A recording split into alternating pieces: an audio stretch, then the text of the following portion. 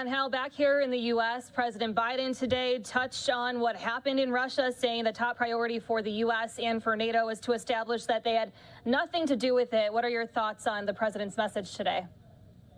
Well, the president's message is certainly on target.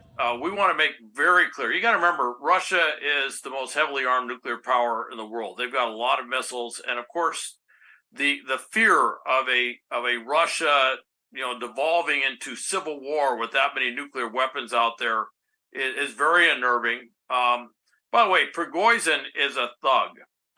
He was a prisoner. He was an inmate for 13 years before the fall of the Soviet Union. He recruits convicts. There's nothing.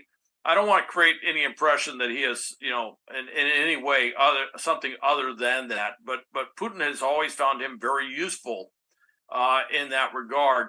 But Prigozhin's forces, when they were heading up north to Moscow, were coming uncomfortably close to a number of nuclear installations within Russia.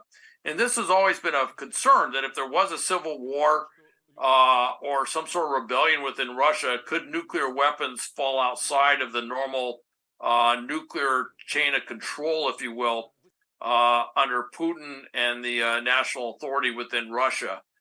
And so that didn't happen.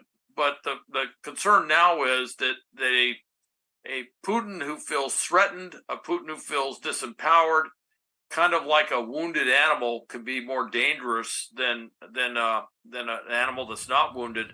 The fear is that Putin is going to look for some way to shift the blame and try to somehow make it sound like the West or the NATO or U.S. were somehow behind this.